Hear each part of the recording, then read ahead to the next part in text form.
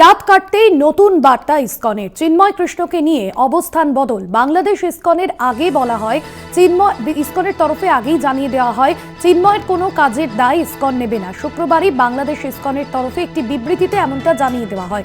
চিন্ময় কৃষ্ণকে বাংলাদেশ ইসকন সমর্থন করে, যদিও তিনি ইসকনের মুখপাত্র নন, তাকে আগেই বহিষ্কার করা হয়েছে ইসকন থেকে। চিন্ময়ের কোনো কাজের দায় ইসকন নেবে না, এই বিষয়ে আগেই বলা হয়েছিল। তবে আবারও নতুন বার্তা ইসকনের তরফে চিন্ময় কৃষ্ণকে নিয়ে অবস্থান বদল। আমাদের পলিটিক্যাল এডিটর আশিস চট্টোপাধ্যায় রয়েছেন ফোন লাইনে। আশিস দা, এর আগেই মুখপাত্রের তরফে, ইসকনের মুখপাত্রের তরফে জানিয়ে দেওয়া হয়েছিল যে এই বিষয়ে তারা সমর্থন করেন না চিন্ময় কৃষ্ণ দাসকে। ঠিক কি অবস্থান বদল এবং পরবর্তীতে ইসকন কি জানালো? দেখো, বাংলাদেশের পরিস্থিতিটা, যেটাকে অনেক সময় বলা হয় সিচুয়েশন ইজ ভেরি ফ্লুইড, অর্থাৎ খুবই তরল অবস্থায় রয়েছে এবং প্রতি মুহূর্তে পাল্টে যাচ্ছে। তার আরেকটা বড় প্রমাণ হচ্ছে ইসকনের এই ইউটার্ন, ইসকনের রাতারাতি ভোল বদল। ইসকন এই ভোল বদল কেন হলো, তার কারণ গতকাল দুটি বড় বড় ঘটনা ঘটেছে। এক নম্বর ঘটনা, এই চিন্ময় কৃষ্ণ দাসকে গ্রেপ্তার করার বিরুদ্ধে সরব হয়েছেন সে দেশের ক্ষমতাচ্যুত প্রধানমন্ত্রী শেখ হাসিনা। মনে রাখতে হবে, শেখ হাসিনা এখনো বাংলাদেশে বিরাট পরিমাণ সমর্থন তার সঙ্গে রয়েছে। শেখ হাসিনা চিন্ময় কৃষ্ণ দাসের গ্রেপ্তারির বিরুদ্ধে সরব হতেই কিছুটা নড়ে চড়ে বসে বাংলাদেশ প্রশাসন এবং বাংলাদেশের ইসকনও। তার সঙ্গে সঙ্গে কলকাতা এবং আন্তর্জাতিকভাবে ইসকনের যে নানান শাখা আছে তারাও বিস্ময় প্রকাশ করে যে কিভাবে গ্রেপ্তার হওয়ার পরে একজন সন্ন্যাসী সম্পর্কে এই ধরনের মন্তব্য করছেন বাংলাদেশ ইসকনের জেনারেল সেক্রেটারি।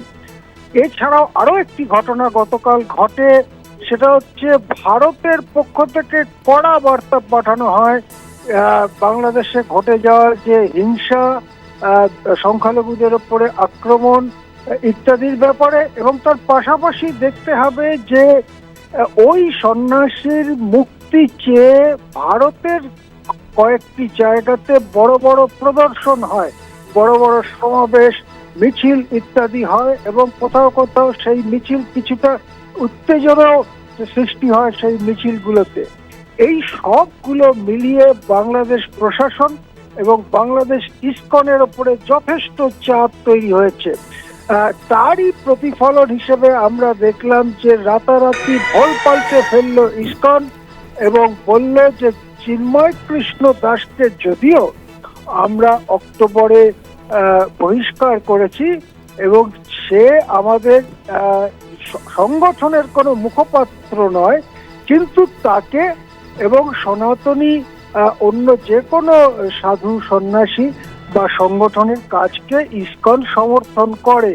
সুতরাং এই পিছুহাটার মধ্যে দিয়ে বাংলাদেশের যে দ্রুত পরিবর্তনশীল রাজনৈতিক পথ, সেটাই আরেকবার সামনে আসছে।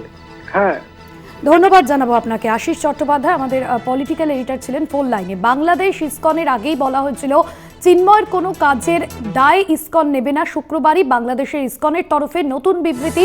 চিন্ময় কৃষ্ণকে বাংলাদেশ ইসকন সমর্থন করে, যদিও তিনি ইসকনের মুখপাত্র নন, তাকে আগেই বহিষ্কার করা হয়েছে ইসকন থেকে।